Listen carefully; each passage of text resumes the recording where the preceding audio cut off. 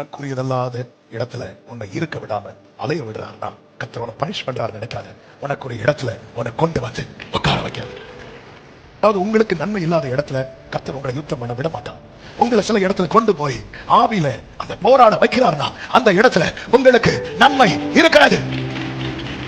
உங்களுக்கு நன்மை இல்லாத இடத்துல யுத்தம் பண்ண விட மாட்டான். அங்கிருந்து தூக்கிட்டு போயிடுவான், அங்கிருந்து கொண்டு போய் விடுவான். உங்களை ஃபைட் பண்ண விட, உங்களை ஃபைட் பண்ண விடுறாருனாலே அந்த இடத்துல உங்களுக்கு ஒரு நன்மை இருக்கிறது. நம்ம நினைச்சிட்டு இருக்கிறோம் கர்த்தர் அமைதியா இருக்கிறார், கர்த்தர் சும்மா இருக்கிறார். இல்ல, கர்த்தர் யுத்தம் பண்ண ஆரம்பித்தார். வேர்டு கிடையாது, சத்துருவ மேலோட்டம் அல்ல, அடி விரலுக்கு தூக்குவார். அதுதான் கர்த்தர் சொல்லுகிறார். உன்னோடு போராடினவர்களை ஆமென் சொல்றவங்க நல்ல கைகளை தட்டி சேமம் ராஜான மேலோட்டமா தட்டிட்டு விட மாட்டார். உன் பிராணனை வாங்க தேடுகிற உனக்கு விரோதமாய் உருவாக்கப்படும் எந்த ஆயுதமும் உனக்கு விரோதமாய் உருவாக்கப்படும். ஆனா வாய்க்காது. ஜெபம் என்கிற கோல், விசுவாசம் என்கிற கோல், ஆவியில் நிறைந்து ஜெபிக்கிற ஆமென் போராடுகிற அந்த கோல் எல்லாம் கீழே போட்டுட்டு இருக்கிறீங்க. திரும்ப எடுத்துட்டு வா. செய்கிற அதிசயமான செயல்களை நீ பார்க்க போகிறாய்.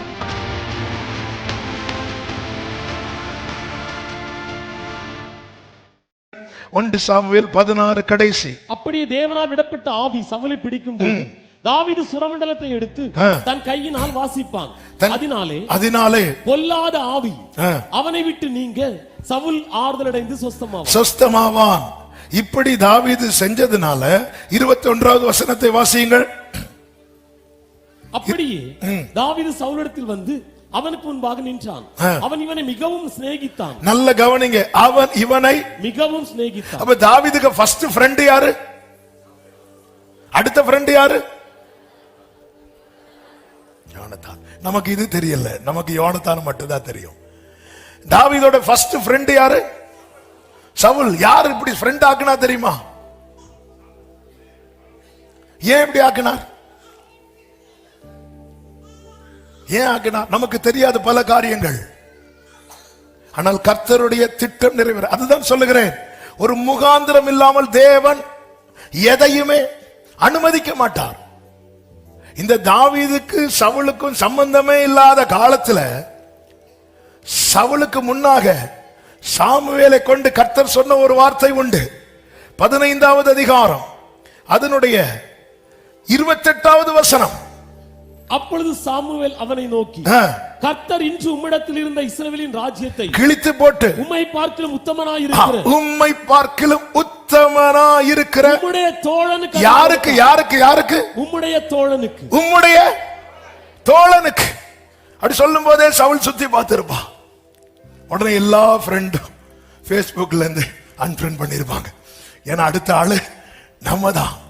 தேவனுடைய செயல்கள் எவ்வளவு ஆச்சரியமானவைகள். இப்படி இருக்கும்போது தான் தாவீதை உள்ள கொண்டு போய், தாவீதுன்னா இப்போ சவுலுக்கு உயிர். இப்படி ராஜசமூகத்தில் இருக்கும்போது தாவீதும் நினைத்திருப்பான், அவ்வளவுதான் இனி அப்படி கொஞ்சம் கொஞ்சமா என்ன உள்ள கொண்டு வந்துருவார் நினைக்கும் போதுதான் யுத்தம் வருது. யுத்தம் வரும்போது தாவீது திரும்பி எங்க அனுப்பப்படுகிறான் தெரியுமா? அப்பா வீட்டுக்கு. 17வது அதிகாரம் அதனுடைய 15வது வசனம். தாவீது சவுலை விட்டு திரும்பி போய் பெத்லகேமில் இருக்கிற தன் தகப்பனுடைய ஆடுகளை மேய்த்துக் கொண்டிருந்தான். நல்ல கவனிங்க, அரண்மனையில் இருக்கிறான். யுத்தம் வந்ததும் தாவீதை வீட்டுக்கு அனுப்பிட்டாங்க. தாவீது திருப்பியும் பழையது போல அபிஷேகம் கிடைக்கிறதுக்கு முன்னாடி என்ன செஞ்சிட்டு இருந்தாரோ, அழைப்பு வருவதற்கு முன்னாக என்ன பண்ணிட்டு இருந்தாரோ அதேதான். நம்முடைய லைஃப் ஸ்டைல் வந்து ரொம்ப சாதாரணமா தான் இருக்கும். ஆனால் அவனுக்குள்ள இந்த அக்கினி எரிந்து கொண்டே இருக்கிறது. ஏன்னா என் மேல கர்த்தருடைய அபிஷேகம் இருக்கிறது, கர்த்தருடைய அழைப்பு இருக்கிறது. இப்பொழுது தாவீதின் தகப்பன் தாவீதை அழைக்கிறான். அடுத்த வசனத்தில் சொல்லப்பட்டிருக்கிறது 17-18 வசனங்கள். ஈசாய் தன் குமாரனாகிய தாவீதை நோக்கி, உன் சகோதரருக்கு இந்த ஒரு மரக்கால் வறுத்த பயிற்சையும் இந்த 10 அப்பங்களையும் எடுத்துக்கொண்டு பாளையத்தில் இருக்கிற சகோதரத்தில் ஓட்டமாய் போயினா வேற எங்கேயுமே இந்த தாவீதுக்கு வேற எங்கேயும் நின்ற கூடாது. இதை போய் கொடுத்துட்டு சுகமா இருக்கிறார்களான்னு கேட்டு விசாரித்துட்டு வான்னு சொல்லி அனுப்பியாச்சு. தாவீதும் போறான். நான் எதுக்கு இதை டச் பண்ணேன்னா, இங்கே தாவீதுக்கு அழைப்பு எப்படி வருகிறது தெரியுமா? ஆபிரகாமுக்கு வந்தது போல அல்ல. ஆபிரகாமுக்கு அழைப்பு டைரக்டா வந்துச்சு. நீ உன் தேசத்தையும் உன் இனத்தையும் உன் தகப்பன் வீட்டையும் விட்டு நான் உனக்கு காண்பிக்கும் தேசத்துக்கு போ, நான் உன்னை பெரிய சாதி ஆக்குவேன். இப்படி எல்லாருக்கும் அழைப்பு வரணும்னு கிடையாது. ஆனால் உங்க மேல கர்த்தருடைய அபிஷேகம் இருக்குன்னா உங்க முன்னாடி திறக்கப்படுகிற ஒவ்வொரு வாசலையும் புரிந்து கொள்ளணும். ஒரு முகாந்திரம் இல்லாமல் கர்த்தர் என்னை எங்கேயும் கொண்டு போக விட மாட்டார். ஆமீன் சொல்லுங்க பார்க்கலாம். ஒரு முகாந்திரம் இல்லாமல் ஒவ்வொரு தருணத்தையும் நல்லா புரிந்து கொள்ளுங்கள். ஆகார கர்த்தர் எந்த இடத்திலையும் இருக்க விடவில்லை. ஆனா ஒரு இடத்துல இருக்க வச்சார், அங்கதான் ஊட்டு இருந்துச்சு. உனக்குரியதல்லாத இடத்துல உன்னை இருக்க விடாம அலைய விடுறாருன்னா கர்த்தர் உன்னை பனிஷ் பண்றாரு நினைக்காத. உனக்கு ஒரு இடத்துல உன்னை கொண்டு வந்து உட்கார வைக்க. ஆனால் ஆகார் ஊற்றை பார்த்து உட்காரவில்லை. இதுதான் உண்மை. ஆகார் ஊற்றை பார்த்து உட்காரவில்லை. இதுக்கு மேல அலைய முடியாதுன்னு உட்கார்ந்தான். ஆனால் ஆகார் மேல அபிஷேகம் இல்லை. ஆனா ஒரு வார்த்தை கிடக்கிறது. ஆகாருடைய பிள்ளை இஸ்மவேல் வயிற்றில் இருக்கும் போதே இஸ்மவேலை குறித்து கர்த்தர் பேசியிருந்தார். ஹல்லேலூயா. அழைப்பு இல்லை, அபிஷேகம் இல்லை, ஆனா அவ மேல ஒரு வார்த்தை இருக்கிறது. அழைப்பும் அபிஷேகம் இல்லை என்றாலும் வார்த்தை இருந்து அந்த வார்த்தையை நிறைவேற்ற உண்மையுள்ளவர் பரலோகத்தில் இருக்கும் போது உன் மேல அழைப்பு இருக்கிறது, உன் மேல அபிஷேகம் இருக்கிறது, உன் மேல கிருபை இருக்கிறது. நீ உலக தோற்றத்துக்கு முன்னே முன்குறிக்கப்பட்டவள். உங்களை ஒரு இடத்துல உட்கார வச்சிருக்கிறாருன்னா அங்கே ஒரு முகாந்திரம் இல்லாமல் உட்கார வைக்கவில்லை. உங்களை ஒரு இடத்துல ஸ்ட்ரக் பண்ணி வச்சிருக்கிறாருன்னா ஒரு முகாந்திரம் இல்லாமல். எனவேதான் தாவீது வருகிறான். தாவீது வந்து விசாரிச்சுட்டு போயிருக்கலாம். எந்த டைமுக்கு இடையில தெரியுமா? இந்த கோலியாத்து காலை வந்து நிற்பான், அப்புறம் மாலையில வந்து நிற்பான். இந்த இடப்பட்ட நேரத்தில் தாவீது வந்துட்டு போயிருக்கலாம். தாவீதை கர்த்தர் போக விடல, பேச விடுறார். ஹல்லேலூயா. தாவீது போய் கர்த்தருக்கு மகிமை உண்டாவதாக. 22வது வசனம், 17:22. அப்பொழுது தாவீது தான் கொண்டு வந்தவர்களை இறக்கி ரஸ்துக்களை காக்கிற வசமாய் வைத்துவிட்டு சேனைக்குள் ஓடி தன் சகோதரரை பார்த்து சுகமாயிருக்கிறீர்களா என்று கேட்டான். அடுத்த வசனம், அவன் இவர்களோட பேசிக் கொண்டிருக்கையில் இதோ காத்தூரான் ஆகிய கோலியாத் என்னும் பேருள்ள அந்த பெலிஸ்த வீரன். அதாவது அந்த கோலியாத் வர்றது வரைக்கும் இந்த கான்வர்சேஷனை கர்த்தர் நீட்டி விட்டார். ஹல்லேலூயா. ஆமென். நல்ல கவனமா கேளுங்க. ஏன்னா நம்முடைய வாழ்க்கை வந்து ஒரு அர்த்தமுள்ளதா இருக்கணும். பழக வைக்கிறது கர்த்தர், பேச வைக்கிறது கர்த்தர்.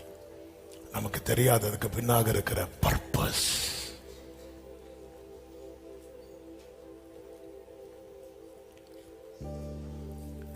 பேசிட்டு இருக்கும் போது கோலியாத் வந்து பேசுறான். இந்த வார்த்தை யார் கேட்டா தெரியுமா? வேதம் சொல்லுகிறது, அதை தாவீது கேட்டான். 25வது வசனம், 26வது வசனத்தை வாசிங்கள். அப்பொழுது தாவீது தன்னண்டையில் நிற்கிறவர்களை பார்த்து இந்த பெலிஸ்தியனை கொண்டு இஸ்ரவேலுக்கு நேரிட்ட நிந்தையை நீக்கிறவனுக்கு என்ன செய்யப்படும்? இந்த இடத்துல இப்ப தாவீதுக்கு என்ன தெரியணும் அப்படின்னா, இங்க இந்த பெலிஸ்தியனை கொன்று, அதன் அர்த்தம் என்ன தெரியுமா? தாவீதுங்க யுத்தத்துக்கு ரெடி ஆகிறான். ஏன் யுத்தத்துக்கு ரெடி ஆகிறான்? இந்த இடத்துல எனக்கு ஒரு நன்மை இருக்கிறது. அது எனக்கு தெரியணும் என்ன செய்யப்படும். அதாவது உங்களுக்கு நன்மை இல்லாத இடத்துல கர்த்தர் உங்களை யுத்தம் பண்ண விட மாட்டார். உங்களை சில இடத்துல கொண்டு போய் ஆவியில அந்த போராட வைக்கிறார்னா அந்த இடத்துல உங்களுக்கு நன்மை இருக்கிறது. உங்களுக்கு நன்மை இல்லாத இடத்துல யுத்தம் பண்ண விட மாட்டார். அங்கிருந்து தூக்கிட்டு போயிடுவார், அங்கிருந்து கொண்டு போய் விடுவார். உங்களை ஃபைட் பண்ண விடுறாருனாலே அந்த இடத்துல உங்களுக்கு ஒரு நன்மை இருக்கிறது. இந்த என்ன செய்யப்படும் அந்த இடத்துல மட்டும் அவங்க இல்லப்பா அப்படி கொல்றவனுக்கு எல்லாம் ஒண்ணுமே செய்ய மாட்டாங்கன்னு சொல்லி இருந்தா இவன் போயிருப்பான். இல்ல அப்போ அவங்க என்னென்ன செய்யப்படும் என்று தாவீதுக்கு சொல்லுகிறார்கள். இதை கேட்கும் போது தாவீதின் சகோதரன் வந்து தாவீதை கண்ணா பின்னான்னு திட்டுறான். நீ யுத்தத்தை பார்க்க தானே வந்த அப்படின்னு. உன் இருதயத்தின் அகங்காரத்தையும் துணிகரத்தையும் அறிவேன் என்று சொன்னதும் தாவீது ஒரு வேர்டு சொல்லுவார். 29வது வசனம். அதற்கு தாவீது, நான் இப்பொழுது செய்தது என்ன? நான் வந்ததற்கு முகாந்திரம் இல்லையா என்று சொல்லி அவனை விட்டு வேறொருவரிடத்தில் திரும்பி அந்த பிரகாரமாகவே கேட்டான். 31வது வசனம். தாவீது சொன்ன வார்த்தைகளை அவர்கள் கேட்டு அதை சவுலின் சமூகத்தில் அறிவித்தார்கள். அப்பொழுது அவனை அழைப்பித்தார். அடுத்த வசனம். தாவீது சவுலை நோக்கி, இவன் நிமித்தம் ஒருவனுடைய இருதயமும் கலங்க வேண்டியதில்லை. உம்முடைய அடியானாகிய நான் போய் இந்த பெலிஸ்தனோட யுத்தம் பண்ணுவேன் என்றான். என்ன ஒரு போல்டான ஸ்டேட்மெண்ட்! எவ்வளவு நிச்சயமான காரியம்! ஏன் இப்படி சொல்ல காரணம்? அவனுக்கு தெரியும், இந்த இடத்துல கர்த்தர் எனக்கு ஒரு நன்மையை வைத்திருக்கிறார். அங்கே நடந்தது என்ன தெரியுமா? கர்த்தர் தாவீதை கொண்டு வந்து இஸ்ரவேலுக்கு ஜெயத்தையும் தாவீதுக்கு ஒரு புதிய துவக்கத்தையும் கொடுத்தார். பிரியமான கர்த்தருடைய பிள்ளைகளே, இந்த கோலியாத்துக்கு உங்களுக்கு சம்பந்தம் கிடையாது. கோலியாத்தோடு தாவீது யுத்தம் பண்ண வேண்டிய அவசியம் கிடையாது. ஏன்னா ராணுவத்தில் தாவீதே கிடையாது. தாவீது அந்த ஃப்ரேம்லயே கிடையாது தாவீது. ஆனா கர்த்தர் கொண்டு வந்து நிறுத்துகிறார். சம்பந்தம் இல்லாதவர்களோடு சம்பந்தப்படுத்தி என் காது கேட்க சில காரியங்களை செய்கிறார், என் கண் காண சில காரியங்களை காண வைக்கிறார். அபிஷேகம் பெற்றவன் அவனால சும்மா போக முடியவில்லை. அவன் பார்க்கிறான், நான் வந்ததற்கு ஒரு முகாந்திரம் இல்லையா? அவன் உறுதியாய் நிற்கிறான். கர்த்தர் ஜெயத்தை கொடுத்தார். நன்றாய் புரிந்து கொள்ளுங்கள், கர்த்தர் நம்மை அழைத்து கொண்டு வந்திருப்பது உண்மை என்றால் அதுல 2 காரியம் இருக்கிறது. ஒன்று, நமக்கு செய்யப்பட வேண்டியவைகளும் இருக்கிறது, நம் மூலமாய் செய்யப்பட வேண்டியவைகளும் இருக்கிறது. பிரியமானவர்களை, இந்த கூடாரத்தில் நீங்கள் தங்கி இருப்பதின் அவசியத்தை நீங்கள் புரிந்து கொள்ளுங்கள். உங்கள் வாழ்க்கையில செய்யப்பட வேண்டியதும் இருக்கிறது, உங்கள் மூலமாய் செய்யப்பட வேண்டியதோ இருக்கிறது. ஆமென் சொல்லுங்க பார்க்கலாம். மோசேயை பாருங்க. மோசே நமக்கு தெரியும், 40 வருடம் எகிப்திலே பிறந்து வளர்ந்தவன். சகல சாஸ்திரங்களையும் கட்டு வாக்கிலும் செய்கையிலும் வல்லவனானான் என்று சொல்லப்பட்டிருக்கிறது. இப்படி இருக்கையில் தான் மோசே என்ன நினைக்கிறான் தெரியுமா? தன் கையினாலே ரட்சிப்பு உண்டாகும் என்று நினைக்கிறான். அப்போஸ்தல நடபடிகள் 7வது அதிகாரத்தை எடுத்துக் கொள்ளுங்கள். அப்போஸ்தல நடபடிகள் 7வது அதிகாரம், அதனுடைய கர்த்தருக்கு மகிமை உண்டாகும் 25வது வசனம். தன்னுடைய கையினாலே தேவன் தங்களுக்கு ரட்சிப்பை தருவார் என்பதை தன்னுடைய கையினால் அப்படி நினைக்க காரணம் என்ன? காரணம் 22வது வசனம். மோசே எகிப்தியருடைய சகல சாஸ்திரங்களிலும் கற்பிக்கப்பட்டு வாக்கிலும் செய்கையிலும் வல்லவனானான். அந்த கையினுடைய பவர் நமக்கு தெரியும். ஒருத்தனுக்கு ஒரு ஹலோ சொல்லுவான், அவுட். என்ன பவர் கையில! ஒரு எபிரேயனும் ஒரு எகிப்தியனுக்கும் பிரச்சனை. இவர் போய் லைட்டா ஒரு தட்டுவார். என்ன மோசே பண்ணீங்க? லைட்டா இப்படி தட்டின, என்னாச்சு? ஆள் அவுட். அதான் தன் கையினாலே. கர்த்தர் பார்த்தார், வேலைக்கு ஆகுது, வெளியே கொண்டு வந்துட்டார். வெளியே கொண்டு வர காரணத்துல ஒன்று, மோசே கொலை செய்ய பார்வோன் வகை தேடுகிறான். பார்வோன் கொலை செய்ய வகை தேடுறான்னாலே பார்வோனுடைய ஆட்கள் அநேகர் எழும்புவார்கள். நல்ல கவனமா கேளுங்க. நான் ஆவிக்கிற கண்ணோட்டத்தோடு இந்த வார்த்தையை டச் பண்ணிட்டே வரேன். உங்களை சாத்தான் டார்கெட் பண்ணிட்டானா அவனுடைய ஆட்கள் அநேகர் எழுப்பி கொண்டிருப்பான். தெரியாது யார் எழுப்புவான். பார்வோன் மோசையை கொலை செய்ய வகை தேடினான் தான் இருக்கும். இந்த வார்த்தை கொஞ்சம், இந்த செர்மன் கொஞ்சம் போகும்போது உங்களுக்கு புரியும். அநேகரை எழுப்புறான். ஏன்னா அவனுடைய ஆட்கள் இவன் எல்லாரும் மோசையை தேடுறாங்க. மோசே மீதியான் தேசத்துக்கு வருகிறான். அங்க ஒரு ஸ்திரியை மேரேஜ் பண்ணி அங்க மாமனாருக்கு ஆடுகளை கொஞ்சம் மேய்த்து கொண்டு 40 வருடம். ஆனால் இந்த மோசே யார் தெரியுமா? பிறக்கு முன்னமே கொலை செய்யப்பட வேண்டியவன், பிறந்தும் கொலை செய்யப்பட வேண்டியவன். மோசையின் துவக்கமே முடிவிலிருந்து ஆரம்பித்தது. மோசே பிறக்கும் முன்னாடிதான் பிறக்கிற ஆண் குழந்தைகளை கொலை செய்ய வேண்டும் என்கிற சட்டம் பிறந்தது. மருத்துவச்சிகள் கன்சீவா இருக்கும் போதே இவங்களை கொலை செய்யும்படி மருத்துவச்சிகளுக்கு பார்வோன் கட்டளையிட்டான். மருத்துவச்சிகள் கர்த்தருக்கு பயந்ததுனால அதை செய்யல. மோசே பிறக்கிறான், அழகான ஆண் குழந்தை. அந்த குழந்தை 3 மாசம் வைத்து பார்த்தார்கள். நாணல் பெட்டியில நைல் நதியில விட்டாங்க. அங்கேயும் அவன் சாகல.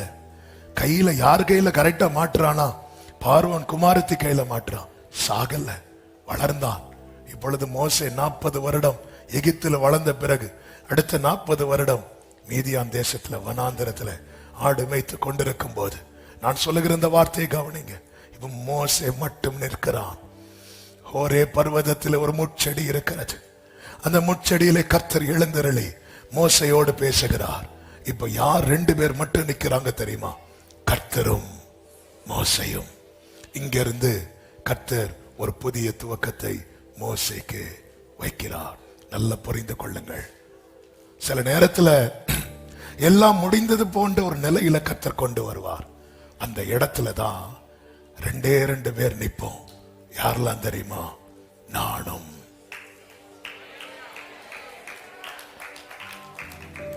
யாக்கோபை யாபோக்காட்டின் கரையிலே கொண்டு வந்தார். அந்த இடத்துல யாக்கோபும் கர்த்தரும். யோவானை பத்மு தீவிலே கொண்டு வந்தார். அந்த இடத்துல யோவானும் இயேசுவும். இப்பொழுது ஒரே பர்வதத்துல வேதம் அழகாய் சொல்லுகிறது. யாத்திராகமம் 3வது அதிகாரம் அதனுடைய 1வது வசனத்தை வாசியுங்கள். 3வது அதிகாரம் 1வது வசனம். மோசே மீதியான் தேசத்து ஆசாரியனாய் இருந்த தன் மாமனாகிய எத்ரோவின் ஆடுகளை மேய்த்து வந்தான். அவன் ஆடுகளை வனாந்தரத்தின் பின்புறத்திலே ஓட்டி தேவ பர்வதமாகிய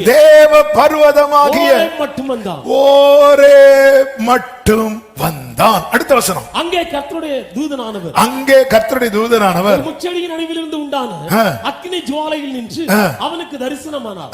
அப்பொழுது அவன் அப்ப ஃபர்ஸ்ட்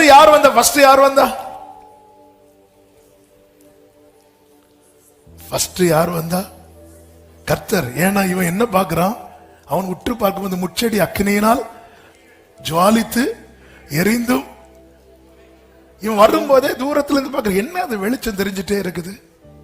எப்படி இழுக்கிறார் பாத்தீங்களா? கிட்ட வந்து அதாவது நம்மள ஒரு பாயிண்ட்ல கொண்டு வர்றதுக்கு முன்னாடி அவர் அங்க இருந்து வெயிட் பண்ணிட்டு இருக்கிறார். நம்மை ஒரு பாயிண்ட்ல கொண்டு வந்து நிறுத்துவதற்கு முன்னதாக அவர் அங்கே வந்து வெயிட் பண்ணிட்டு இருக்கிறார். இந்த வனாந்திரம் நாமன் சொல்றோம் நமக்கு பெயின்ஃபுல்னு. நம்ம வரது வர அவர் எங்க எழுந்தருளுகிறார் தெரியுமா? முச்செடியில.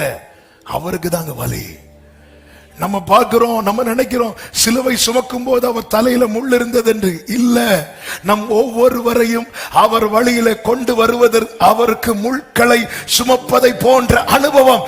ஆனாலும் அவர் அதை சகித்துக் கொண்டு, எபிராயிமே நீ எனக்கு அருமையான குமாரன் அல்லவா, நீ எனக்கு பிரியமான பிள்ளை அல்லவா என்று சொல்லி, என் ஆண்டவர் படுகிற வேதனை நமக்கு தெரியாது.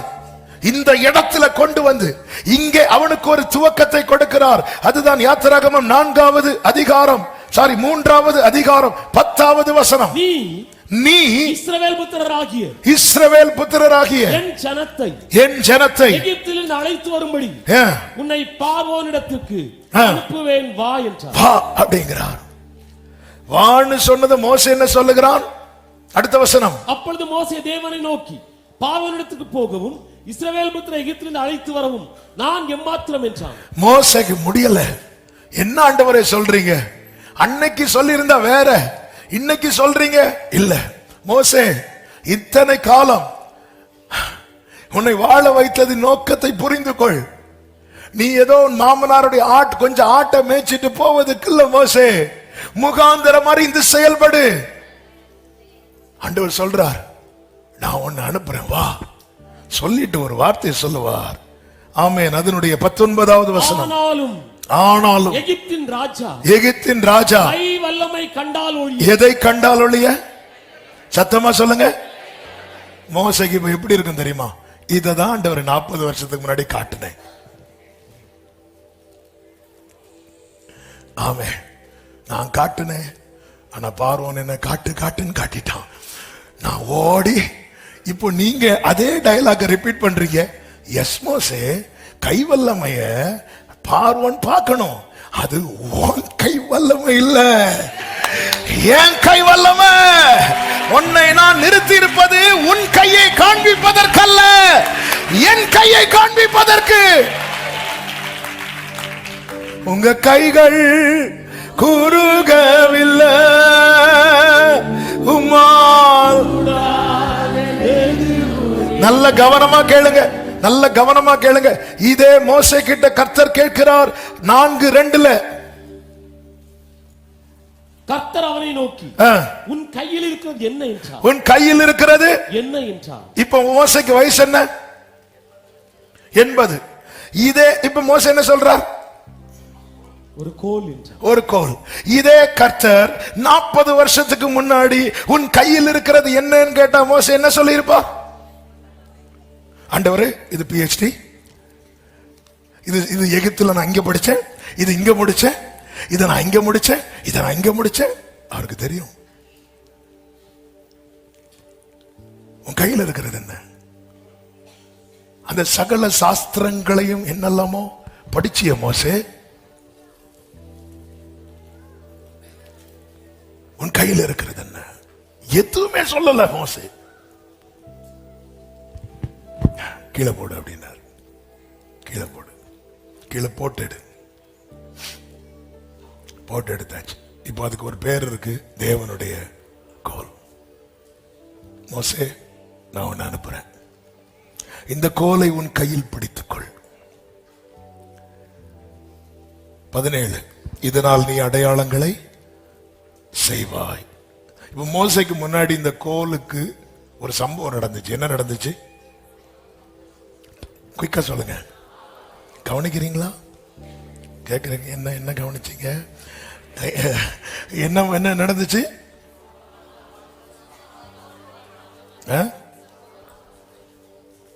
பாம்பா மாறுச்சு. எத்தனை அற்புதம் நடந்துச்சு?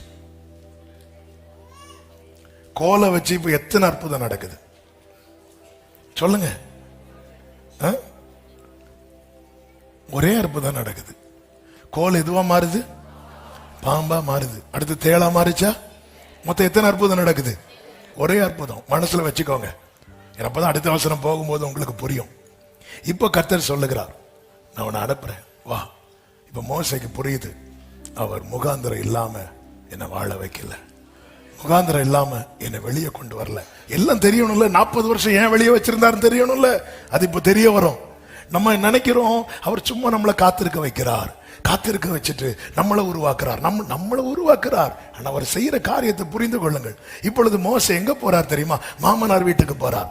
மாமனார் வீட்டுக்கு போனதும் ஆமே என்ன பண்ணிருக்கணும் தெரியுமா? மோசே, ஹாய் மாமா, இங்க வாங்க, என்ன யாரு நினைச்சீங்க, இங்க பாருங்க. அப்படி மாமனாரை இம்ப்ரெஸ் பண்ண ஒண்ணுமே பண்ணல. மாமனார்ட்ட ஒரே ஒரு வார்த்தை சொன்னாரு. 18வது வசனத்துல, என் சகோதரத்துக்கு திரும்பி போய் அவர்கள் இன்னும் உயிரோடு இருக்கிறார்களா என்று பார்க்கும்படி புறப்பட்டு போக. வேற எதுவுமே கேட்கல, சொல்லல. இந்த வார்த்தையை கவனியுங்கள். இந்த தேவ திட்டம் நம்முடைய வாழ்க்கையில பூரணம் ஆகாம அதை எல்லாத்தையுமே விளம்ப கூடாது. அது யாரா இருந்தாலும் விளம்ப கூடாது. அவன் ஆமென். இந்த முச்செடி எரிந்ததை எத்தனை பார்த்தாரா? இல்ல. சிப்பரோல் பார்த்தாங்களா? இல்ல. நீ மட்டும் தான் பார்த்த மோசே. இப்பொழுது மோசே உத்தரவு வாங்கி கொண்டு புறப்படும் போது கர்த்தர் மோசே கிட்ட ஒரு வார்த்தை சொல்லுகிறார். அதுதான் இந்த 40 வருட வெயிட்டிங் பீரியடுக்கான பதில். என்ன பதில்? 19வது வசனத்தை வாசியுங்கள். பின்னும் கர்த்தர் மீதியானிலே மோசேயை நோக்கி, பின்னும் கர்த்தர் மீதியானிலே மோசேயை நோக்கி, நீ எகிப்துக்கு திரும்பி போ, நீ எகிப்துக்கு திரும்பி போ, உன் பிராணனை வாங்க தேடின மனிதர் எல்லாரும் கைகளை உயர்த்தி ஆமென் சொல்லுங்க பார்க்கலாம். அப்ப இந்த 40 இயர்ஸ் என்ன நடக்குது தெரியுமா? ஒரு புறம் மோசே உருவாக்கினாரும், இன்னொரு புறம் அவர் அவனுக்கு முன்னே போய் கோணலானதை செவையாக்குகிறார். ஆமென். என்ன அவர் லிஸ்ட் போட்டு தூக்குறாருங்க. லிஸ்ட் போட்டு தூக்குறார். மோசே உனக்கு தெரியும், உனக்கு தெரிந்தது பார்வோன் மட்டும்தான் உன் பிராணனை வாங்க தேடுறான். பார்வோன் இந்த பிளான் பண்ணதுமே எத்தனை பேர் எழும்புனாங்க தெரியுமா? உனக்கு தெரியாது. லிஸ்ட் போட்டு தூக்குறார். மோசைய மறைத்து வைத்து அவ்வளவு கதையை முடிச்சிட்டு நம்ம நினைச்சிட்டு இருக்கிறோம் கர்த்தர் அமைதியா இருக்கிறார், கர்த்தர் சும்மா இருக்கிறார். இல்ல, கர்த்தர் யுத்தம் பண்ண ஆரம்பித்தார்னா இந்த வேர்டை கேளுங்க, சத்துருவ மேலோட்டம் அல்ல அடி விரலிருந்து தூக்குவார். அதுதான் கர்த்தர் சொல்லுகிறார். உன்னோடு போராடினவர்களை ஆமென் சொல்றவங்க நல்ல கைகளை தட்டி சேமா மிராச்சனரா மேலோட்டமா தட்டிட்டு விட மாட்டா. உன் பிராணனை வாங்க தேடுகிற 1 சாமுவேல் 5வது அதிகாரம் 1வது வசனத்தை வாசியுங்கள். 1 சாமுவேல் 5:1. பெலிஸ்தியர் தேவனுடைய பெட்டியை பிடித்து அதை எபனேசரில் இருந்து அஸ்தோத்துக்கு கொண்டு போனார்கள். பெலிஸ்தர் தேவனுடைய பெட்டியை பிடித்து தாகோனின் கோவிலே கொண்டு வந்து தாகோன் அண்டையிலே வைத்தார்கள். அஸ்தோத் ஊரார் மறுநாள் காலமே எழுந்திருந்து வந்தபோது இதோ தாகோன் கர்த்தருடைய பெட்டிக்கு முன்பாக தரையிலே முகங்குப்புற விழுந்து கிடந்தது. அப்பொழுது அவர்கள் தாகோனை எடுத்து அதை அதன் ஸ்தானத்திலே திரும்பவும் நிறுத்தினார்கள். ஆமென். அதாவது தாகோனை வழிபடுறவங்களுக்கும் பரலோக தகப்பனை வழிபடுறவங்களுக்கு வித்தியாசம் என்னன்னா, தாகோனை வழிபடுறவங்க அவங்க தெய்வத்தை அவங்க ஸ்தானத்துல வைக்கிறதுக்குள்ளே டயர்ட் ஆயிடுவாங்க. ஆனா ஜீவனுள்ள தேவனை ஆராதிக்கிறவர்களை தேவன் அவர்களை உயர்ந்த ஸ்தானத்திலே வைப்பார். ஆமென். அடுத்த வசனத்தை வாசிங்க. அவர்கள் மறுநாள் காலமே எழுந்திருந்த போது இதோ தாகோன் கர்த்தருடைய பெட்டிக்கு முன்பாக தரையிலே முகங்குப்புற விழுந்து கிடந்ததும் அல்லாமல் தாகோனின் தலையும் அதன் 2 கைகளும் வாசற்படியின் மேல் உடைப்பட்டு கிடந்தது. ஆமென். தாகோனுக்கு உடல் மாத்திரம் மீதியாய். கைகளை உயர்த்தி சத்தம் ஆமென் சொல்லுங்க பார்க்கலாம். இந்த கிரியை கர்த்தர் இன்னைக்கும் செய்ய வல்லவரா இருக்கிறார். நம்புறவங்க நல்ல ஆர்ப்பரிப்போடு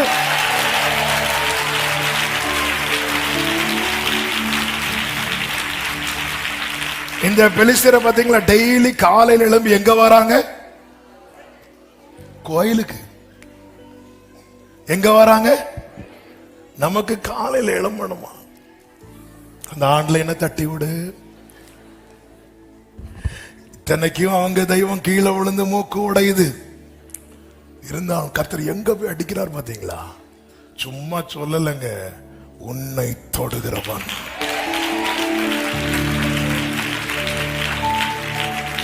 அதனால நீங்க லிஸ்ட் போடாதீங்க, அவர் லிஸ்ட் போடுவார். ஹல்லேலூயா. கர்த்தர் எப்படி அனுப்புறார் பாரு. ஏன் ஆண்டவரே என்ன அனுப்ப மாட்டேங்கிறீங்க? ஏன் ஆண்டவரே எனக்கு ரூட்? நான் உனக்கு முன்னே போய் கோணலானதை அதை எப்படி சொல்றார் தெரியுமா? கோரேசுக்கு கையை பிடித்து பாரு, நான் போறேன், நான் போய் கோணலானதை செவ்வையாக்கி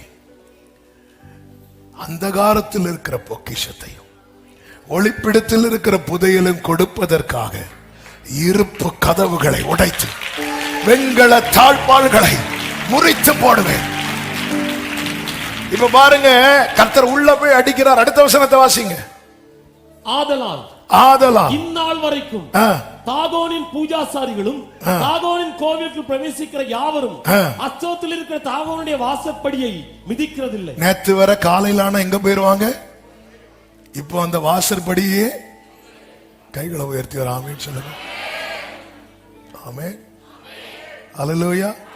அவர் சர்வ வல்லவர். தேவ பிள்ளைகளே, கர்த்தர் உங்களை காத்திருக்க வைக்கிறார். என்ன இருக்கு உண்மையில? மோசைக்கு போய் என்ன இருக்கு? மோசே கையில என்ன இருக்கு? தன்னுடைய ஆடா இருந்தா சொல்லிருப்பான் கொஞ்சம் ஆடுகள் இருக்குன்னு. அதுவும் யாருக்கு ஆடு? தன்னுடையதுங்கிற ஒரு கோல். ஆண்டவரே போடு.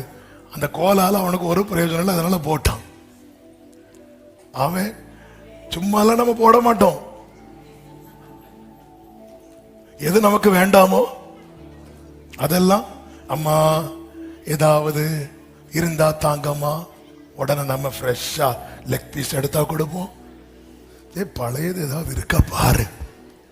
நம்ம ஈஸியா எதை வெளியே போடுவோம் தெரியுமா? நமக்கு வேண்டியதில்லை, நமக்கு வேண்டாதது. மோசேயை கர்த்தர் இங்க பாரு, நான் உன்கிட்ட டீல் பண்ணும்போது நீ எதுவும் பிடிச்சு வைக்க கூடாதுன்னா நானே ஒவ்வொன்னா உன்னை விட்டு. இப்ப என்ன இருக்கு உனக்கு? ஆடை போட்டா மாமனார் போட்டுருவாரு, வீட்டுக்கு போக முடியாது, ஏன்னா அவருக்கு ஆடு. என்ன இருக்கு? ஒரு கோல் போடு. மோசே நீ போ. 40 வருஷம் எங்க ஆண்டவரே போனீங்க? மோசே 40 வருஷம் நீ எப்படி இருந்தேன்னு எனக்கு தெரியும், ஆனா நான் என்ன செஞ்சேன்னு உனக்கு தெரியாது. ஒரு வார்த்தையை சொல்றேன், உன் பிராணனை வாங்க தேடின ஒருத்தர் கூட எனக்கு இல்லை.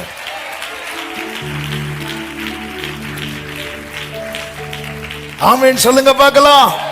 இப்பொழுது மோசே புறப்படும் போது 20வது வசனத்தில் தேவனுடைய கோலையும் தன் கையிலே பிடித்துக் கொண்டு போனான் என்று சொல்லப்பட்டிருக்கிறது.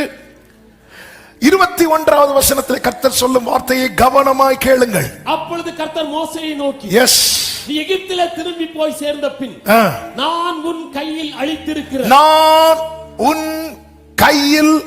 அளித்திருக்கிற அற்புதங்கள் யாவும். என்னது? மோசே எத்தனை அற்புதம் பார்த்தாரு? ஒரே ஒரு அற்புதம். ஆனா கர்த்தர் என்ன கொடுத்திருக்கிறார்?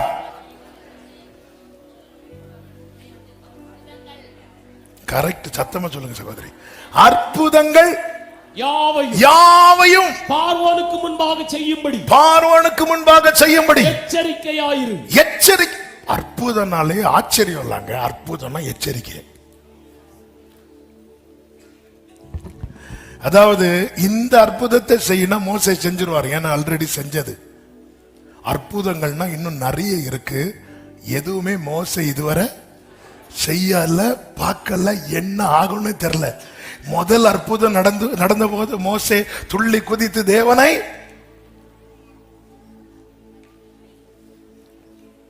மகிமைப்படுத்தினானா? கோலு பாம்பா மாறினது மோசே என்ன செய்தான்?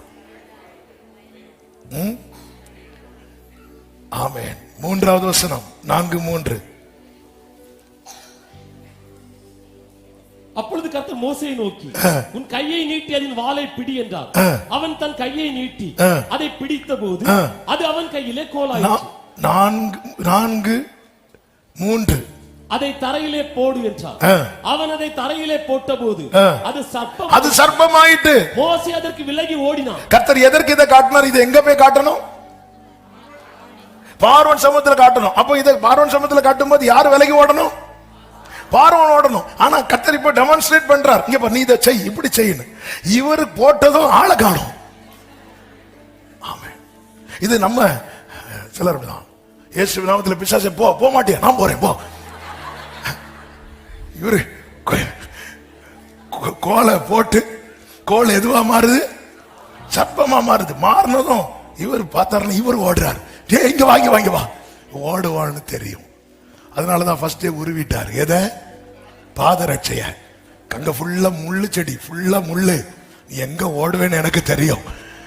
அவன் இவர் ஓடுறாரு, இங்க வா. இப்போ இந்த இடத்துல ஒவ்வொன்னா காட்டினா, மோசே உன் கையில் இருக்கு. இப்பதான் அவன் முகாந்திரம் தெரிகிறது. என்ன முகாந்திரம்? இந்த கோல் மிஸ் ஆகிடக்கூடாது. நல்ல கவனமா கேளுங்க. நான் எல்லா ரெஃபரன்ஸை எடுத்து வாசிக்கவில்லை, டைம் போயிட்டு இருக்கு. இப்போ மோசே போகிறார், ஜனங்களை போக விடு. இது நடுவில் ஜனங்களுடைய பரியாசம், ஜனங்களுடைய நிந்தை. மோசையை கேட்கிற, ஏன் அனுப்புனீங்க ஆண்டவரே? என்ன ஏன் அனுப்புனீங்க? 5வது அதிகாரம் கடைசி 3 வசனங்களை வாசியுங்கள். அவர்களை நோக்கி, நீங்கள் பார்வோனின் கண்களுக்கு முன்பாகவும். 20வது வசனத்தில் அவர்கள் பார்வோன் சமூகத்தை விட்டு புறப்படுகையில் வழியில் நின்ற மோசேக்கும் ஆரோனுக்கு எதிர்பட்டு அவர்களை பார்த்து என்ன சொல்ல, உன் கர்த்தர் உங்களை நியாயம் தீர்க்க கடவர். கடினமான வார்த்தையை சொல்லிட்டு போயிட்டாங்க ஜனங்க. உங்களால எவ்வளவு கஷ்டப்படுறோம் தெரியுமா? அப்பொழுது மோசே கர்த்தரிடத்தில் திரும்பி போய், ஆண்டவரே, இந்த ஜனங்களுக்கு தீங்கு வர பண்ணினது என்ன? ஏன் என்னை அனுப்பினீர்? மோசே, மறந்துடாத, நீ ஆரம்பிக்கும் போது நானும் நீயும் மட்டும்தான். பேசுறவங்க பேசட்டும், சொல்றவங்க சொல்லட்டும், அது உன் காதுல வேண்டாம். எச்சரிக்கையாயிரு, உன் கையில தான் அற்புதங்களே இருக்கிறது. உன் கையில தான் அற்புதங்களே இருக்கிறது. இப்பொழுது கோல் கீழே போடப்படுகிறது. அது எதுவா மாறுது தெரியுமா? சர்ப்பமாய் மாறுகிறது. சர்ப்பமாய் மாறினது. நான் ஆரம்பத்தில் சொன்னதை மீண்டும் சொல்லுகிறேன். கர்த்தர் யுத்தம் பண்ண ஆரம்பித்தார். எங்கிருந்து அடிப்பார் தெரியுமா? அடி வேர்ல இருந்து. இப்போ யார் வரா தெரியுமா? இதுவரை யாரும் வரவில்லை. இதுவரை இஸ்ரவேலரை ஒடுக்க வந்தவர்கள் ஆளோட்டிகள், ஆளோட்டிகள். ஆனா மோசே இப்போ ரீ என்ட்ரி கொடுத்ததும் யார் என்றாகிறாங்க தெரியுமா? மந்திரவாதிகள். மந்திரவாதிகள். உனக்கு விரோதமாய் மந்திரவாதங்கள், உனக்கு விரோதமாய் பில்லி சூனியங்கள், உனக்கு விரோதமாய் இப்படிப்பட்ட கிரியைகள் நடக்கிறது என்றால் புரிந்து கொள், உனக்குள் இருந்த அவருடைய வல்லமை வெளிப்பட துவங்கி விட்டது என்ற அர்த்தம். 400 வருஷம் அடிமையா இருந்தாங்கல்ல, மந்திரவாதிகள் வந்து அடிமைப்படுத்தினாங்களா? இவெல்லாம் உள்ள இருந்து வேலை செஞ்சிட்டு இருந்தான். இவெல்லாம் உள்ள இருந்து வேலை செஞ்சிட்டு இருந்தான். வெளியே வந்ததில் ஆளோட்டிகள். அதாவது அவங்க வேலைக்கு நியமிக்கப்பட்டவங்க இஸ்ரவேலரை ஒடுக்கிட்டு இருந்தாங்க. இப்ப மோசே என்றானதும் 11:7-11 அப்பொழுது பார்வோன் சாஸ்திரிகளையும் சூனியக்காரர்களையும் அதுவரை உள்ள மறைஞ்சிருக்கிறாங்க. நிறைய மறைஞ்சிருக்கிற மோசே முகாந்திரத்தை அறிந்து கொள். நீ இந்த ஆளோட்டி அடிக்க பாக்குற. 40 வருஷத்துக்கு முன்னாடி மோசே யார அடிச்சான் தெரியுமா? ஆளோட்டி அடிச்சான். ஆளோட்டி ஒரு எபிரேயனை அடிக்கிறான். அடிக்கிறத பார்த்து இவன் அவன் அடிக்கிறான். நீ இவன் அடிச்சாலாம் சால்வாகாது. நமக்கு யுத்தம் மாம்சத்தோடும் இரத்தத்தோடும் கிடையாது. நீ அவனை பார்த்து முறைக்கு, அவன் உன்னை பார்த்து முறை. இதெல்லாம் நடக்காது மோசே. வெளியே வந்துரு, வெளியே வந்துரு, வெளியே வந்துரு. முகாந்திரம் அறிந்து செயல்படு. உனக்கு கொடுக்கப்பட்டிருக்கிற கிருபை, உனக்கு கொடுக்கப்பட்டிருக்கிற அபிஷேகம், எகிப்துல எத்தனை மந்திரவாதி இருந்தாலும் அத்தனை பேர் வெளியே கொண்டு வருவான். நீ அதை விட்டுட்டு உன் கைய பலத்தை பார்த்து அவன் எப்படி அடிக்கலாம், இவன் எப்படி பேசலாம். இன்னைக்கு அநேகர் ஆளோட்டிகள் அட்டாக் பண்ணிட்டு இருக்கிறீங்க. என்ன யூஸ்? என்ன யூஸ்? உன்னால நிக்க கூட முடியல எகிப்துல. மாம்சீகமா யுத்தம் பண்ண நிக்க கூட முடியாது மோசே. உன்னால எகிப்துல உன்னால நிக்க முடியாம எப்படி தேவ திட்டம் நிறைவேறும்? நீ வெளியே வரணும், வெளியே வரணும். வா, உன் கையில நான் கொடுத்ததை பாரு. ஆமே, ஆமே. நீ ஆளோட்டி அடிக்கிற. ஹல்லேலூயா. அந்த ஆளோட்டிக்கு பின்னாடி இருந்து செயல்படுகிறவன் பார்வோன். அவனை இயக்குகிறவர்கள் மந்திரவாதிகள். நான் சொல்றது எத்தனை பேருக்கு புரியுதுன்னு தெரியல. நீங்க நிறைய, நான் நல்லது தானே பேசுறேன், நான் நன்மை தானே செஞ்சேன், நான் இதுதானே பண்ண. ஆனா மந்திரவாதிக்கு தொடவே இல்லையே. இதுவரை வரலையே வெளியே, இதுவரை வரலையே. மோசே, நீ இன்னும் பல அற்புதம் செய்யல. உன் கோலை சும்மா அப்படி போட்ட. நீ தொடங்க தான் செஞ்ச மோசே. அவ்வளவு பேரும் வந்துட்டான் பாத்தியா, அவ்வளவு பேரும் வந்துட்டான் பாத்தியா. அதன் அர்த்தம் என்ன? இப்பதான் நீ சரியான லைனையே பிடிச்சிருக்கேன்னு அர்த்தம். ஆவியானவர் சபைகளுக்கு சொல்லுகிறதை காதுள்ளவன் கேட்க கடவன். உன் கூட இருக்கிற பயணிக்கிறவன் உனக்கு விரோதி அல்ல. உன் வீட்டுல தங்கி இருக்கிறவன் உனக்கு விரோதி அல்ல. உன் கூட ஆராதிக்கிறவன் உனக்கு விரோதி அல்ல. உன் கூட வேலை பார்க்கிற உனக்கு விரோதி அல்ல. இதற்கு மறைவா இருந்து கிரியை செய்கிற அந்தகார பொல்லாத வல்லமைகள் இயேசுவின் நாமத்திலே அது நிர்மூலமாவதாக.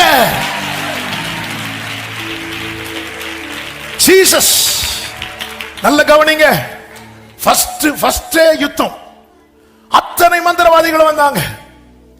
எகிப்தின் மந்திரவாதிகளும் தங்கள் மந்திர வித்தையினால் அப்படியே செய்தார்கள். அடுத்த வசனம். அவர்கள் ஒவ்வொருவனாக தன் கோலை போட்டபோது அவைகள் சர்ப்பங்களாயின. ஆரோனுடைய கோலோ அவர்களுடைய கோல்களை விழுங்கிற்று.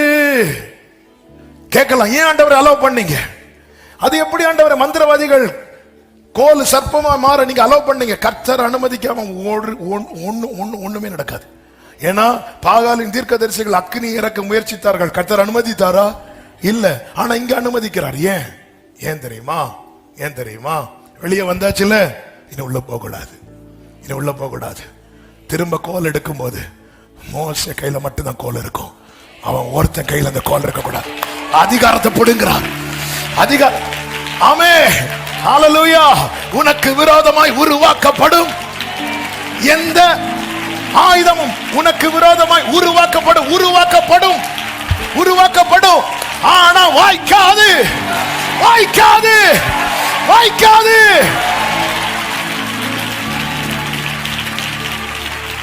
நீ ஆளோட்டி அடிச்சு 40ல 80ல 120 போயிட்டே இருக்கும். ஹalleluya. யுத்த மாம்சத்தோடு ரத்தத்தோடு வான மண்டலத்தில் இருக்கிற பொல்லாத ஆவியோடு ஹalleluya அவ்வளோத்தையும் விழுங்குறான். எவ்வளவு ட்ரெயினா இருக்கிறான் பாருங்க. அங்க மந்திரவாதிகள். ஆனா இவன் ஒருத்தனுடைய கோல் விளங்கிட்டு. சில நேரத்துல கோல் விழுங்கினாலும் 13வது வசனம், கர்த்தர் சொல்லி இருந்தபடி பார்வோனின் இருதயம் கடினப்பட்டது, அவர்களுக்கு செவி கொடாமற் போனான். காரியம் நடக்கல. யுத்தம் முடிஞ்சு நினைச்ச காரியம் நடக்கல. பல நேரத்துல இந்த இடத்துல தான் நம்ம சோர்ந்து போகிறோம். யுத்தத்துல ஜெயிச்சிருவோம், ஆனா நினைச்ச காரியம் நடக்காது. யுத்தத்துல வின் பண்ணிடுவோம், நினைச்ச காரியம் நடக்காது. நினைச்ச காரியம் நடக்காம போகும்போது நாம செய்கிற காரியங்கள்ல ஒன்று என்ன தெரியுமா? அந்த கோலத்துக்கு போட்டுரும். நான் எதுக்கு ஜெபம் பண்ணணும்? நான் எதுக்கு போராடணும்? நான் எதுக்கு அந்நிய பாஷையில ஜெபிக்கணும்? நான் எதுக்கு அதிகாலையில ஜெபிக்கணும்? கோலத்துக்கு போட்டுருவோம். புரிந்து கொள்ளுங்கள், கர்த்தர் ஏற்கனவே சொல்லிட்டார், பார்வோனுக்கு முன்பாக உன் கையில் கொடுக்கப்பட்ட அற்புதங்கள் யாவையும் செய்யும்படி எச்சரிக்கையாயிரு. யுத்தம், ஒரு காரியத்தை யுத்தம் பண்ண நினைச்சது நடக்கல, உடனே நீ கோலை கீழே போட்டுட்ட. இன்னைக்கு கர்த்தர் பேசுகிற வார்த்தையை அந்த கோலை திரும்ப எடு. ஏன் பேசுறாரு? அடுத்த வசனத்தை வாசிங்க. காலமே நீ பார்வோனிடத்துக்கு போ, அவன் நதிக்கு புறப்பட்டு வருவான், நீ அவனுக்கு எதிராக நதியோரத்திலே நின்று சர்ப்பமாக மாறின கோலை கையிலே பிடித்துக் கொண்டு. ஆண்டவரே, அதை நான் உடைச்சிட்டேன். ஆண்டவரே, ஏன் உடைச்ச? அது நான் நினைச்சது மாதிரி நடக்கல, உடைச்ச இல்ல. கர்த்தர் கேட்கிறார், எங்க நான் உனக்கு கொடுத்த கிருபை? எங்க நான் உனக்கு கொடுத்த அபிஷேகம்? எங்க நான் உனக்கு கொடுத்த தாளந்து? எங்க நான் உனக்கு கொடுத்த அந்த ஆவிக்குரிய வைராக்கியம்? எங்க நான் உனக்கு கொடுத்த அந்த கிருபை வரங்கள்? எங்க? அதை வச்சுதான போராடுன. சர்ப்பமா என்ன தெளிவா சொல்றாரு பாருங்க. அதை எடு. ஆண்டவரே, நான் ஒன்றிலே தளர்ந்துட்டேன்பா. இல்ல, அடி. இந்த கோலை போடுறதுக்கு மட்டும் இல்ல உன் கையில கொடுத்தது. இந்த கோலை வச்சு நதி அடிக்கணும், இந்த கோலை வச்சு புழுதியில அடிக்கணும், இந்த கோலை வச்சு நதியை பிளக்கணும். உன் கையில தான் அந்த அற்புதத்தை கொடுத்திருக்கிறேன்.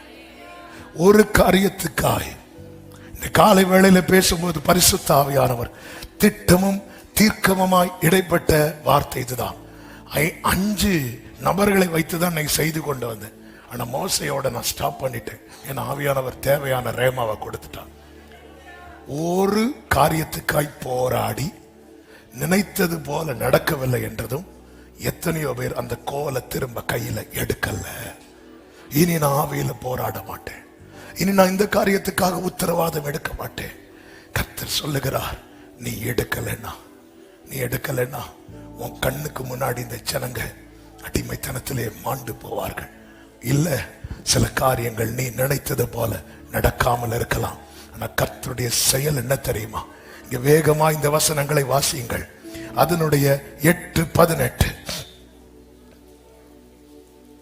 மந்திரவாதிகளும் தங்கள் மந்திர வித்தையினால் பேன்களை பிறப்பிக்கும்படி பிரயத்தனம் செய்தார்கள்.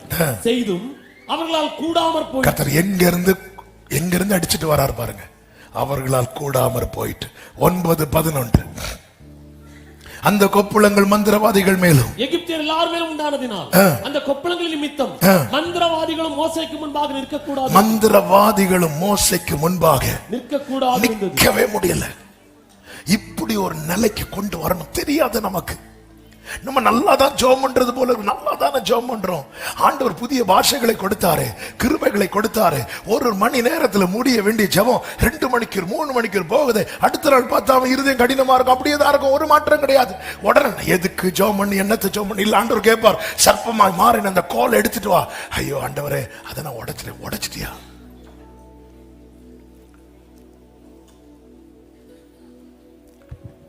மந்திரவாதிங்க திருப்பியும் செய்யறாங்க. அவங்களால செய்ய முடியாம போயிட்டு அதுக்கப்புறம் விடல. எந்த நிலை கொண்டு வரான்னா மந்திரவாதிக்கு மோசைக்கு முன்னாடி நிக்க கூட முடியாது. திருப்பியும் கொண்டு வந்து பார்வோன் வீட்டுல அலறல் சத்தம். 80 வருடத்துக்கு முன்னாடி இஸ்ரவேலர் வீட்டுல பிறக்கிற ஆண் குழந்தைகளை கொலை செய்யப்பட வேண்டும் என்று இந்த அலறல் சத்தம் கேட்டது. இப்பொழுது பார்வோன் வீட்டுல கேட்குது, எகிப்தியர் வீட்டுல கேட்குது. விடல ஆண்டவர் சிவந்த சமுத்திரத்தை பிளக்க வைத்து இஸ்ரவேலருக்கு புதிய வழியை திறக்க வைத்து அதிலே எந்த பிள்ளைய நைல் நதியில மூழ்கடித்து சாகடிக்க வேண்டும் என்று நினைத்தானோ அவனை மட்டுமல்ல அவன் சேனை முழுவதையும். அதுதான் சொன்னேன், கர்த்தர் யுத்தம் பண்ணுனா சத்துருவின் அடிவேர்ல கை வைப்பான். குழந்தைகள் எல்லாம் வேற. அதுக்கப்புறம் குழந்தைங்க பிறந்தாங்களா நைல் நதியில தூக்கி போட்டாங்களான்லாம் தெரியல. ஆனா பிராக்டிக்கலா பார்த்தா கண்டிப்பா பிள்ளைங்க பிறந்திருப்பாங்க. எத்தனை குழந்தைகள் இப்படி தூக்கி போட்டிருப்பாங்க. அதை பார்த்து ரசித்தான். இப்பொழுது இஸ்ரவேலரை நிக்க வச்சு கர்த்தர் காண்பித்து கொடுத்தார். ஹல்லேலூயா. எகிப்தின் ராஜா ஒரு செயலை செய்து ஒன்னு அள வைத்தான். உன்னுடைய ராஜா அதற்கு பதிலை கொடுக்க போகிறான். ஆனா மோசே முகாந்திரத்தை அறிந்து கொள், இந்த கோலை கீழே போட்டுறாத, கோலை கீழே போட்டுறாத. உன்னுடைய ஆதியில அனுபவம் எங்க? நீ போராடி நினைத்தது நடக்காதது கோலை கீழே போட்டு நிக்கிற. கர்த்தர் கேட்கும் போதுல உன் கோலை எடுத்து மோச எப்படி நிப்பார்? எத்தனை அவமானங்கள் தெரியுமா? ஆரோனே எதிர்த்து பேசிட்டானே, இவன்ட்ட மட்டும் தான் அவர் பேசுவாரான. சொந்தக்காரங்க பார்வோன் துரத்தி விட்டானோ, எத்தனை அவமானங்கள். எகிப்தின் இஸ்ரவேல் ஜனங்கள் பார்வோனை பார்த்துட்டு வக்கீல் கொடுத்து காத்ததும் வருத்தத்துல வந்துட்டு இருக்கும் போது மோசே ஆரோனும் வழியில நிக்கிறாங்க. மோசையை பார்த்துட்டு உன்னாலதான் ஆண்டவர் உனக்கு அதுக்கான நியாய தீர்ப்பு தருவான்னு சொல்லிட்டு போறாங்க. என்ன வழி? அதெல்லாம் தாங்கிட்டேன். என்ன ஆண்டவர் இந்த ஜனங்க எப்படி பண்றாங்க? மோசே ஒன்றை புரிந்து கொள். இந்த வார்த்தையை சொல்லி நான் இங்கே ஜெபிக்க விரும்புகிறேன். சபையை கேளுங்கள். மோசைக்கு புதிய துவக்கம் ஆரம்பிக்கும் போது யார் 2 பேர் மட்டும் இருந்தாங்க தெரியுமா? கர்த்தரும் மோசையும். மோசையின் முடிவில் மோஸ்கே பிஸ்காவின் கொடுமுடியில் ஏறினான் என்று சொல்லப்பட்டிருக்கிறது. அங்கே யார் 2 பேர் மட்டும் இருக்கிறாங்க தெரியுமா? கர்த்தரும் மோசையும். இதுதாங்க லைஃப். இதுக்கு இடையில தான் நிறைய பேர். இதுக்கு இடையில தான். இந்த இடையில இருக்கிறவர்களுக்காக கர்த்தர் உன்னை நம்பி தந்த அவருடைய பொறுப்பை கீழே போட்டுறாத. மோசே மலைக்கு ஏறும்போது ஜனங்கள்லாம் கீழே இருக்கிறாங்க. இதுக்கு முன்னாடி மோசே மலை ஏறலையா? ஏறினார். ஆனா மோசே கொண்டு செய்ய வேண்டியது இன்னும் இருக்கிறதுனால ஏறினார், இறங்கினார். ஒரு விசை மலை ஏறினார், பிரமாணத்தோடு இறங்கினார். இன்னொரு விசை மலை ஏறினார், பிரகாசத்தோடு இறங்கினார். ஓட்டம் முடிந்தது. இப்பொழுது மோசே வாங்குகிறார். பிஸ்காவின் கொடுமுடியில் மோசே ஏறும்போது அங்கே கர்த்தர் மோசைக்கு அப்படியே காட்டி கொடுக்கிறார். அந்த இடத்துல கர்த்தரும் மோசையும். மோசே புதிய ஓட்டத்தை ஆரம்பிக்கும் போது ஒரே பர்வதத்தில் கர்த்தரும் மோசையும். பிஸ்காவின் கொடுமுடி முடிவு கர்த்தரும் மோசையும். இதற்கிடையில தான் ஆரோனு, மிரியாம், யோசுவா, காலேபு இவங்க எல்லாம் இடையில போயிடுவாங்க. விசுவாசத்தின் துவக்கமும் விசுவாசத்தின் முடிவும் அவர் ஒருவரே. ஒரே பர்வதத்திலே நமக்கு ஒரு துவக்கத்தை கர்த்தர் தந்திருக்க, பிஸ்காவின் கொடுமுடியில் நாம் ஏறுவதற்கு முன்பதாக நம்மை கொண்டு செய்ய வேண்டியதை கர்த்தர் செய்து முடிக்க விரும்புகிறார். அதனாலதான் என்றோ நம்முடைய ஜீவன் நம்மை விட்டு பறிக்கப்பட வேண்டியது கர்த்தர் விட்டு கொடுக்காமல் இன்னும் நியாயத்திற்கு ஜெயம் கிடைக்கும் வரைக்கும் அவர் நெறிந்த நாணலை முறியாமலும் மங்கி எறிகிற திரியை அணையாமலும் இருக்கிறார். நாளை பிஸ்காவின் கொடுமுடியிலே அந்த மகிமையிலே நாம் அவரை சந்திக்கும் போது நல்ல போராட்டத்தை போராடினேன், ஓட்டத்தை முடித்தேன். பிரியமான கர்த்தருடைய பிள்ளைகளே, முகாந்திரம் அறிந்து செயல்படுங்கள். கர்த்தர் உங்கள் கையில கொடுத்த கோலை நீங்க போராடுறீங்க, யுத்தம் நடக்குது. ஆனா நினைச்சது பார்வோன் நான் செய்யல. மந்திரவாதி கதை முடிஞ்சினாலே பார்வோன் கதை முடிய போகுதுன்னு அர்த்தம். ஏன்னா எகிப்து மொத்தமே எதை டிபெண்ட் பண்ணிருப்பாங்க தெரியுமா? மந்திரம். இன்னைக்கும் எகிப்தின் மந்திரவாதிகள் தான் வேர்ல்டுலேயே அதிகமாய் மந்திரம் செய்கிறவர்களாம். இந்த பிரமிடுக்குள்ள இருந்தெல்லாம் மந்திரம் பண்ணுவதாக சொல்லுகிறார்கள், தெரியவில்லை. இது இன்னைக்கு இல்லை. இல்லைன்னா பாருங்க, ஒவ்வொருத்தனும் கோலை ஏதோ மாத்துறான், பாம்பா மாத்துறான். அதாவது சில நேரத்தில் நமக்கே தோணும், ஆண்டவர் ஒவ்வொரு கோத்திரத்தின் கோலை சாட்சி பெட்டிக்கு முன்னாடி வைப்பார். வைக்க வச்சுட்டு ஒரே ஒரு கோலை துளிர வைக்கிறார். ஆனா பார்வோன் மந்திரவாதி எல்லா கோலுமே பாம்பா மாறுது.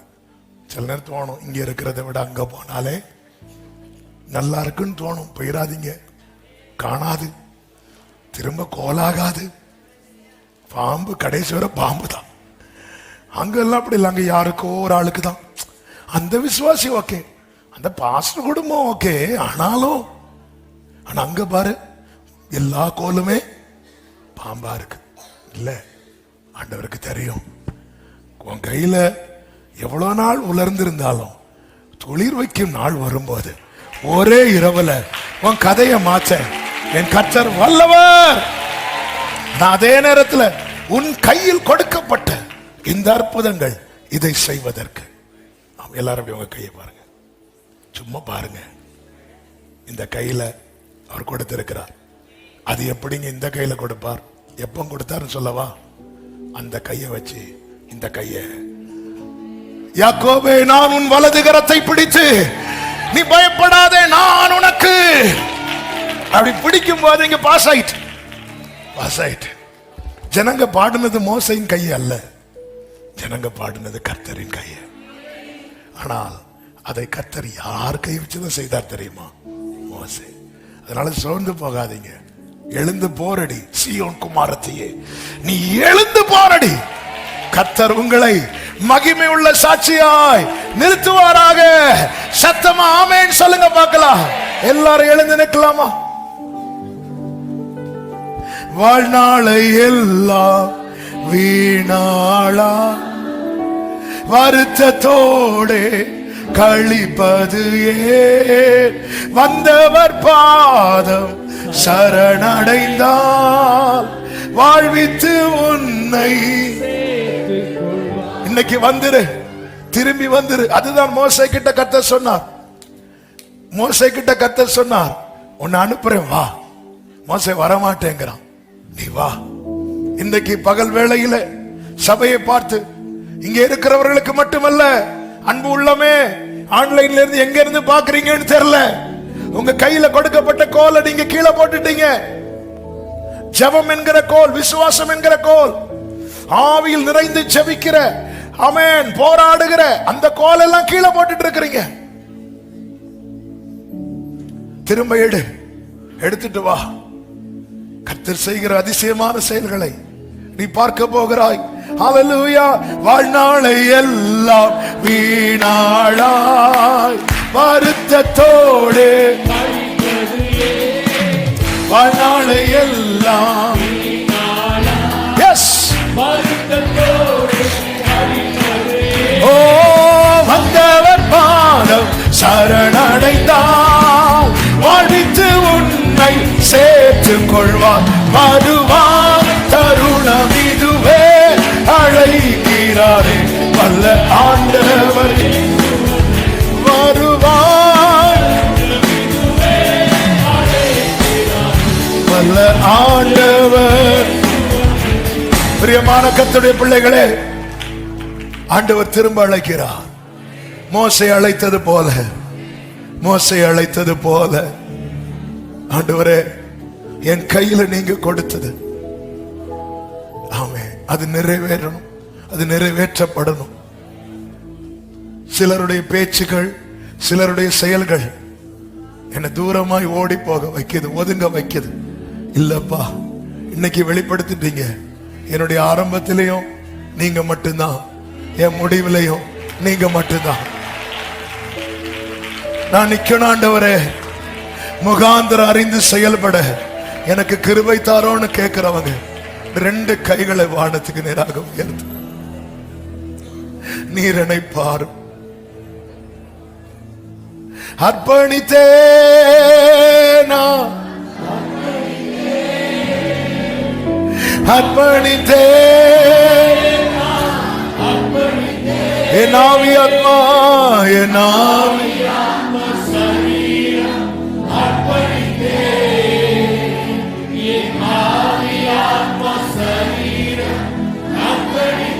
பரிசுத்த பிதாவே, நல்ல தகப்பனே, நன்றி நிறைந்த இருதயத்தோடு துதிக்கிறோம், ஸ்தோத்திரிக்கிறோம்.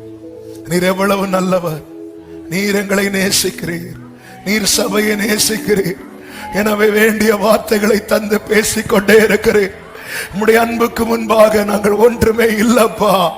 உங்க பாதம் பணிந்து முத்தமிட்டு எங்களை தாழ்த்துகிறோம். எஸ் லார்ட், காரியம் என்ன, முகாந்திரம் என்ன என்று அறிந்து செயல்பட எங்கள் ஒவ்வொருவருக்கு கிருபையும் உணர்வுள்ள இருதயத்தையும் தேவ ஞானத்தையும் தேவ தயவையும் பலத்தையும் தந்து கர்த்தர் நடத்தும்படி ஜெபிக்கிறோம். ஒவ்வொருவரையும் அப்படியே நடத்தும். மோசே ஓரே பர்வதத்தின் ஆரம்பத்தில் உம்மோடு மட்டுமல்ல, இந்த பிஸ்காவின் கொடுமுடியிலும் உம்மோடு எங்கள் ஆரம்பமும் நீர்தான், எங்கள் முடிவும் நீர்தான். இந்த நிலையில் எங்கள் ஓட்டம் தொடர எங்களுக்கு கிருபை செய்வீராக. ஒவ்வொருவரையும் ஆட்கொள்ளும், ஒவ்வொருவரையும் ஆசீர்வதியும். ஒவ்வொருவருக்கு விரோதமாய் போராடுகிற, ஒவ்வொரு குடும்பத்துக்கு விரோதமாய் போராடுகிற எல்லா அந்தகார வல்லமைகளை நீர் வேரோடு அறுக்க போகிறதற்காக ஸ்தோத்திரம், ஸ்தோத்திரம், ஸ்தோத்திரம். அப்படியே காத்துக்கொள்ளும், கிருபை உண்டாக பண்ணும். மகிமை கனம் துதி ஸ்தோத்திரங்கள் அனைத்தும் ஒருவருக்கே செலுத்துகிறோம், இரட்சகர் இயேசுவின் நாமத்தில் பிதாவே, ஆமென். செய்து சத்தமாய் சொல்லுவோம், என் ஆத்துமாவே கர்த்தரை ஸ்தோத்திரி, என் ஆத்துமாவே கர்த்தரை ஸ்தோத்திரி, கர்த்தர் செய்த சகல உபகாரங்களை மறவாதே. ஆமென். நம்முடைய கர்த்தராகிய இயேசு கிறிஸ்துவின் கிருபையும் பிதாவாகிய தேவனுடைய அன்பும் பரிசுத்த ஆவியானவருடைய ஐக்கியமும் சிநேகமும் பாதுகாவலும் நம் அனைவரோடும் எல்லா பரிசுத்தவான்களோடு கூட கர்த்தருடைய வருகை மட்டும் தங்கியிருப்பதாக. ஆமென். ஹல்லேலூயா. God bless you. கர்த்தர் உங்களை ஆசீர்வதிப்பாராக. ஆமென்.